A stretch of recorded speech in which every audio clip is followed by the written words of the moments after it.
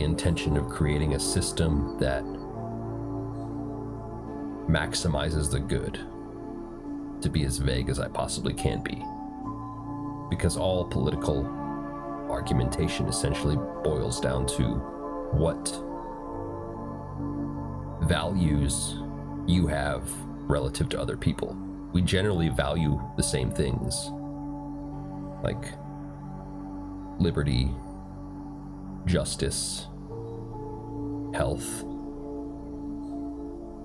We generally don't argue about what is good and what isn't. We do, but in general, political disagreements tend more often to come down to not agreements over what is and is not good, but over about what goods ought to be prioritized over the other ones,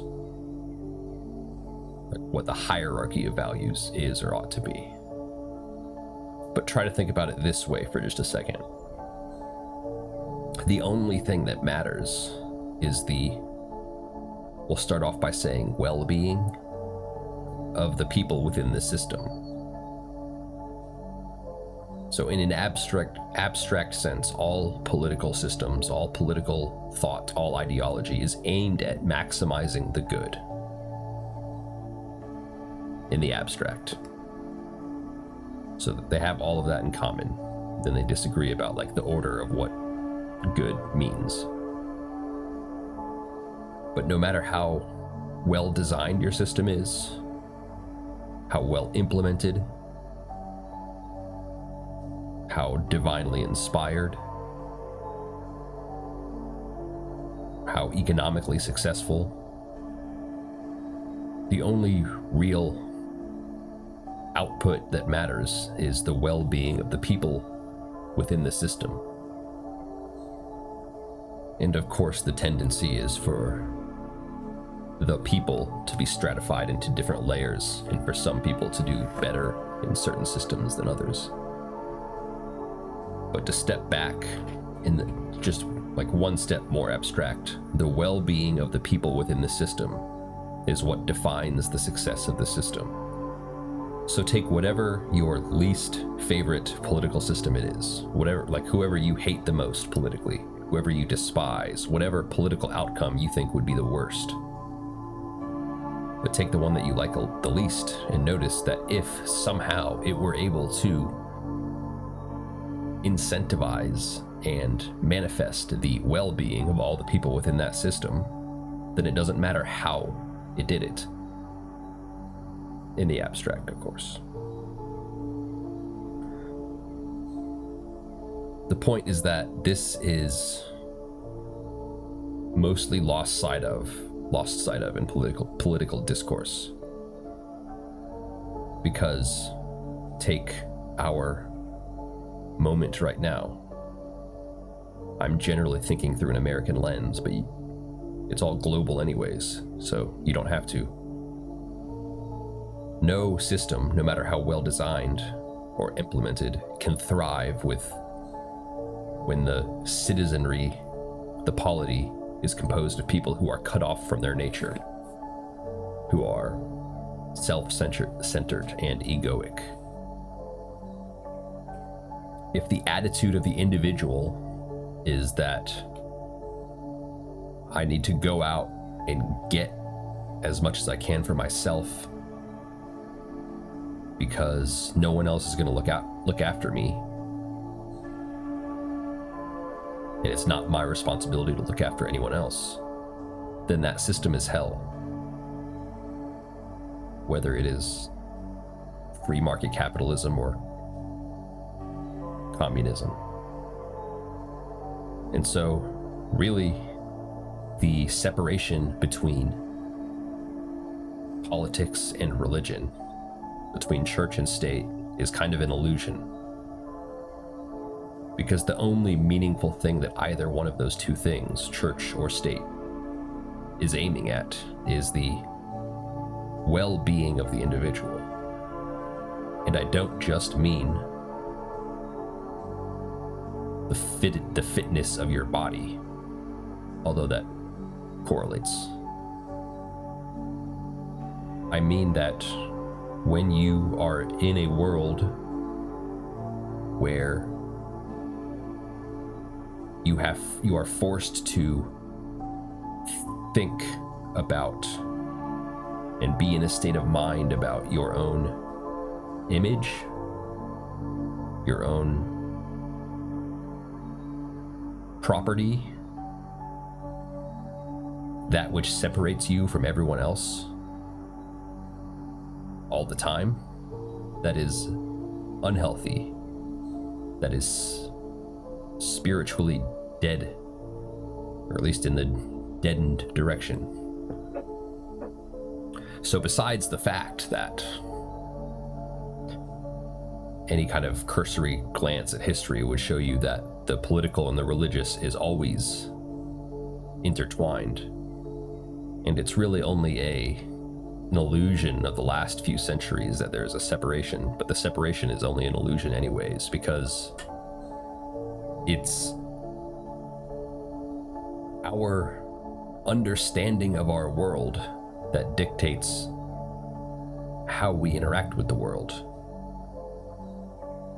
That might be too abstract a way to start it, but like the political system that you happen to live under, or that you happen to want to live under, is a downstream consequence of your understanding of the nature of reality, including yourself. So your theory of being, which, take it or leave it, for most people is defined in religious terms, not philosophical terms. Even those who do think about things philosophically, they always have their like ontology. The study of being in philosophy has its correlates with theology or religion or like spiritual systems. And obviously you have noticed that there is a tremendous amount of instability and upcoming change, impending, inevitable change right now in 2025. Everyone knows that. Everyone feels that. No one quite knows what it is exactly or where it's going exactly. But we tend to interpret it politically. But if you're looking at the political, you're looking at the secondary. You're not looking at like the more primary thing, which would be the broadly spiritual transformation that's taking place. Do you see how if you are of the belief that your food, your housing,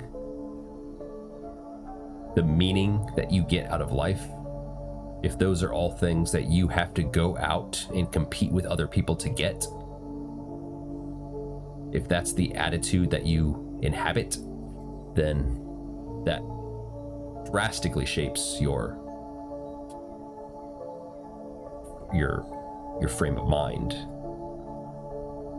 It informs everything you believe. It informs how you interact with other people. It informs your definition of God.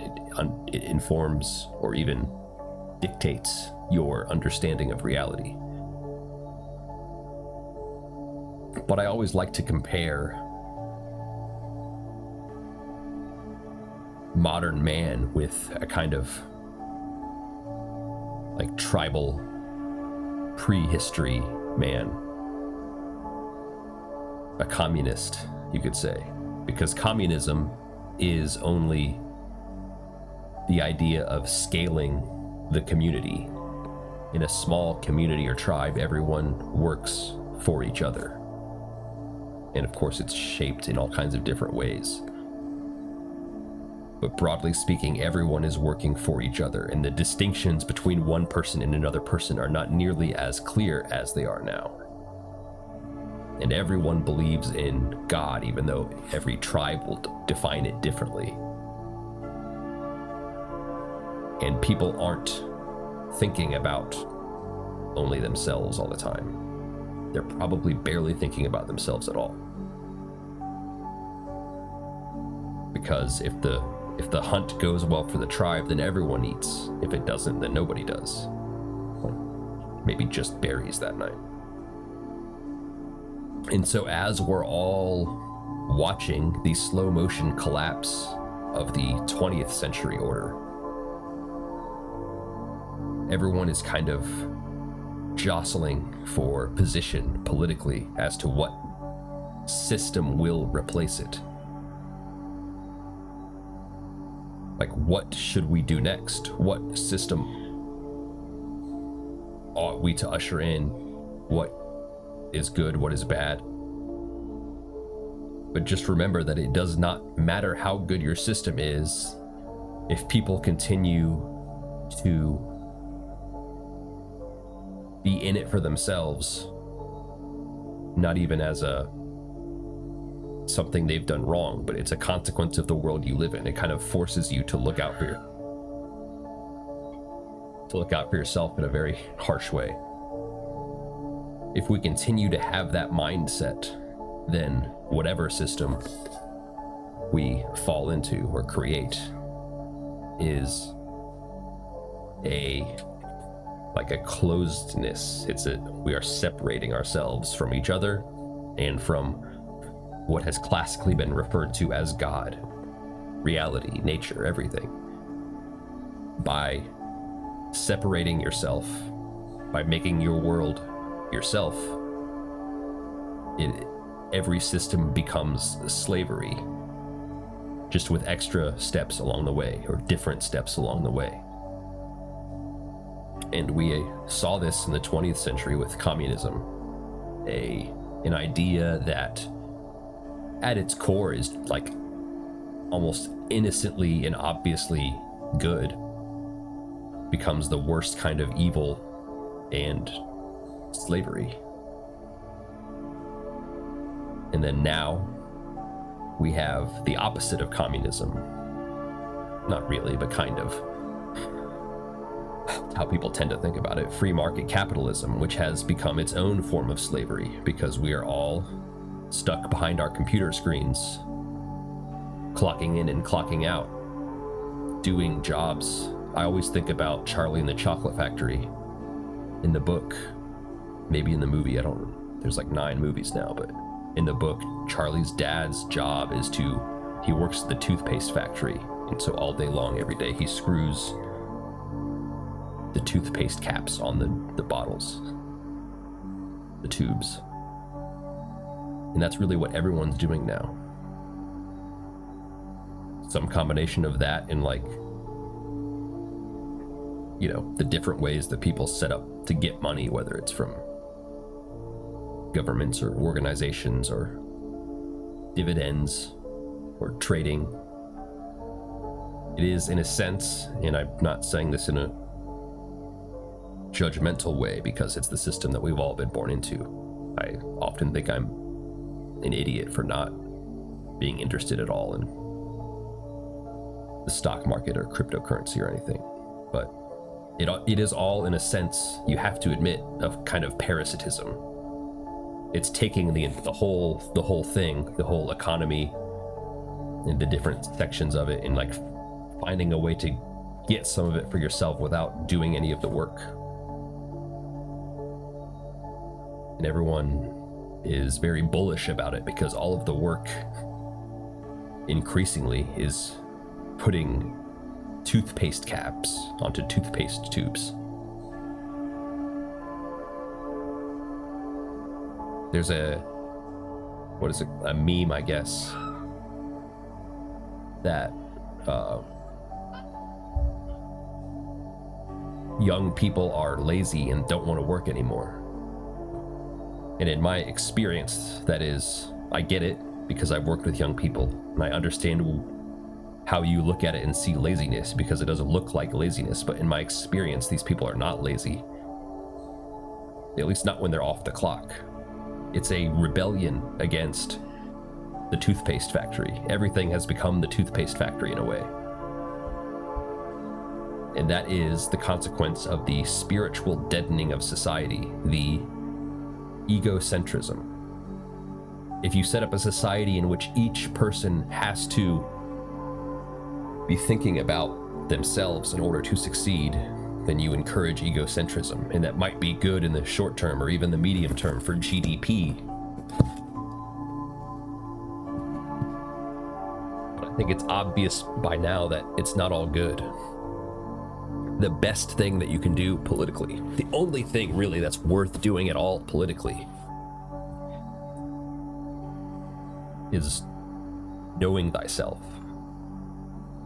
Okay, there's the claim. It sounds out there, but I'll try and bring it home a little bit.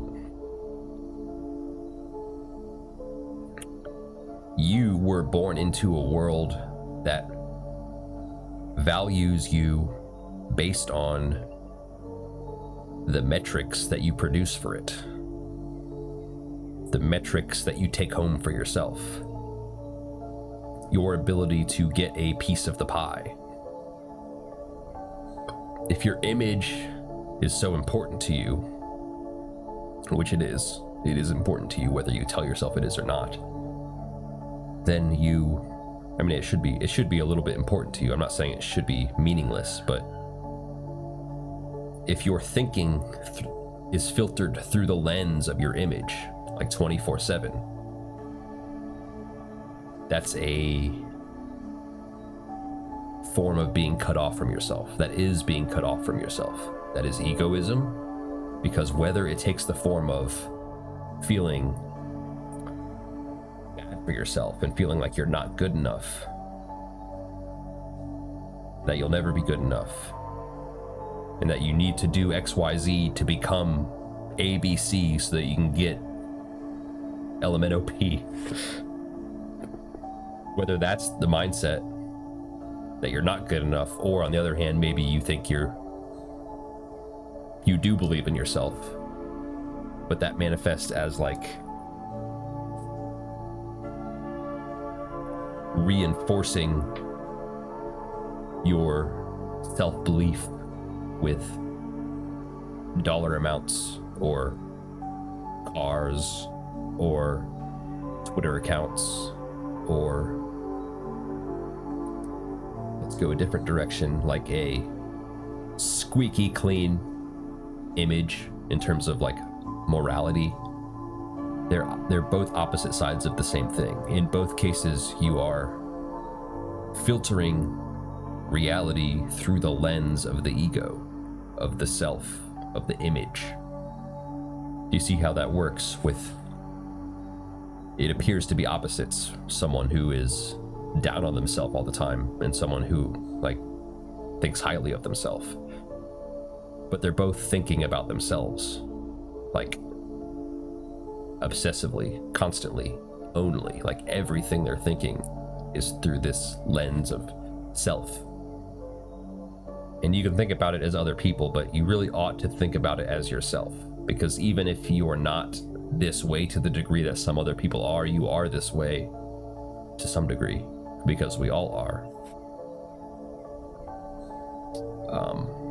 If you have a favorite religious myth, it goes back to that.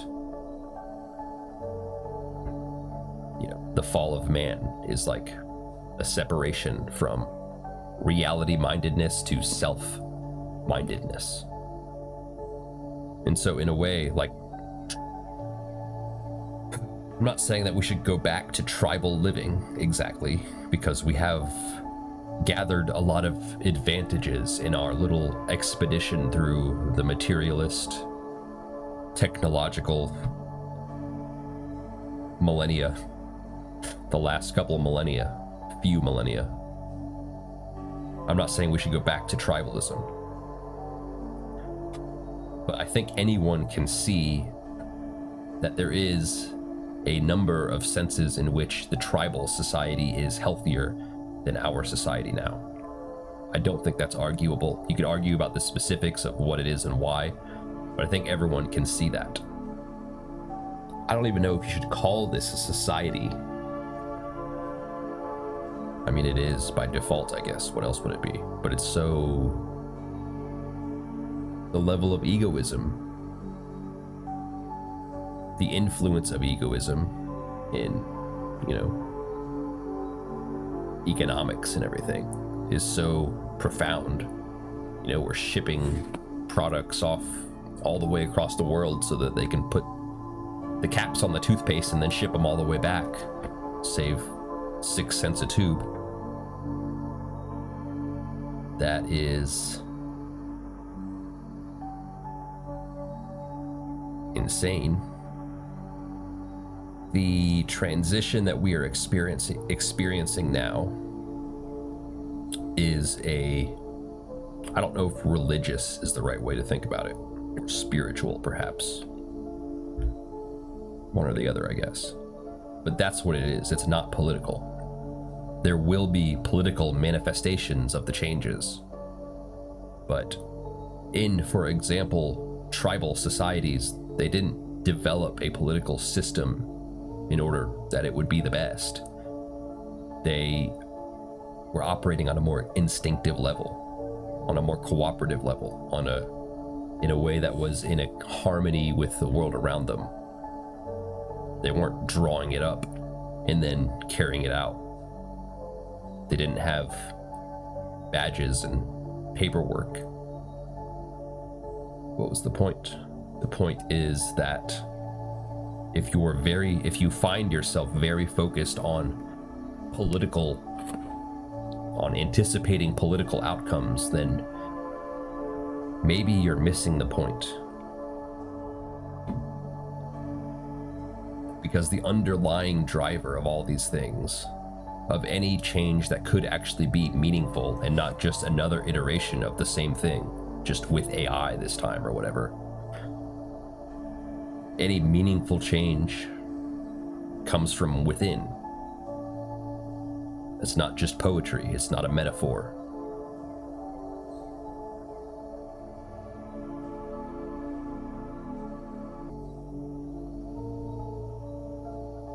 The revolution is, and always has been, personal. It's a revolution of the spirit, or a revolution of you, and it is acted out at scale as history. But there's a snowball effect. There's a reason that it happens like that, and you can break it down and look at it in a way that makes it a little bit easier to understand. There's positive feedback loops here. If you are able to come to an understanding of yourself that is deeper than the previous understanding, if you can recognize patterns in yourself that have been holding you back, or that have been reinforcing other negative patterns and outcomes, if you can find certain clues and find a way to disrupt or break the cycle, or at least work with it a little bit better, to ride the wave, make the experience a little smoother for yourself. If you can do that, then you can dramatically change your perception of the world at large, because your perception of the world at large is dictated by the patterns of yourself, because you are the one having the perceptions, experiencing the perceptions, making the perceptions, however you want to think about it. So if you can recognize a pattern that has caused you difficulty in the past, and you can make even a small change to it, or you can kind of see it coming in a way that you couldn't before, it's like finding a new part of reality. It's like finding another room in your house. The world becomes a little bit bigger than it was before, even though yesterday you were 100% sure that you knew exactly where everything was. You know the map better than anyone. But then today, there's space where there wasn't space before. There's options, like on a video game where the options, like some of them are grayed out. Like all of a sudden some of those options aren't grayed out anymore, and you can take a look at them. You can open up new menus. This is a metaphor. The point is that small changes to do with understanding yourself can yield big changes in your reality. Because, like a lock on a door, a lock is a very small and insignificant thing, or at least it appears that way. But that's what's keeping you out of the room. Still just a metaphor. But that's the feedback loop. Positive changes, like revelations about yourself, revolutions, can be much bigger than they appear to be at first. They can have much bigger consequences than you would ever dream of. They open up reality to you in a new way. But it's not just you, because once you can identify the patterns that are holding you back, those patterns, like self-defeating thoughts or whatever, I'm being abstract, probably too abstract. In certain contexts, these things are called demons. A self-defeating pattern of thinking that keeps you from noticing other options that are available to you, or other kinds of thoughts that you could have, or other kinds of actions that you could take, or deeper levels of understanding, or just different levels of understanding that you could compare with. Once you find them in yourselves, you can see them in other people. And so the change that seems to be within is actually everywhere. It's everything. And all of a sudden it feels like magic when someone that you've never met before is talking to you, and you can immediately identify the pattern that's holding them back. Because maybe it was the same pattern that's holding you back, and you don't even know how you know. Because the understanding isn't just a logical understanding, although a logical understanding might come along for the ride. And so all of a sudden, your capacity to transform other people in a positive way is also suddenly present. And this is the snowball effect that I'm talking about, because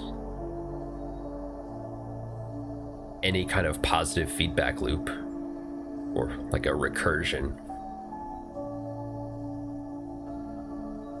that gets bigger or better or more real with each iteration, it doesn't have to grow by very much. But if it's just growing in the right direction, there's the opportunity for like exponential growth, like a snowball. When you're rolling a ball of snow to make a snowman. And the logical description that you come up with is the analog to the political. Because when we're arguing about politics, we're arguing about which system is best, or what policies ought to be enacted, or how reality ought to present itself. But you're arguing about like the outer manifestation. And it matters. I'm not saying politics doesn't matter. It matters greatly. Maybe it matters now more than ever. I pay plenty of attention to it myself. But it's necessarily secondary to the aims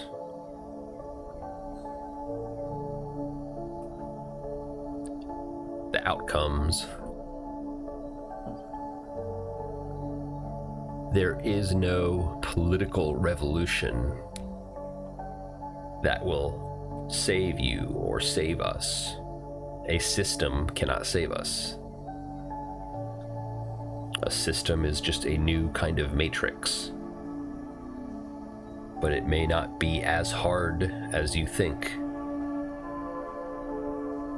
to save yourself or to experience, find, identify that which you are aiming at with politics.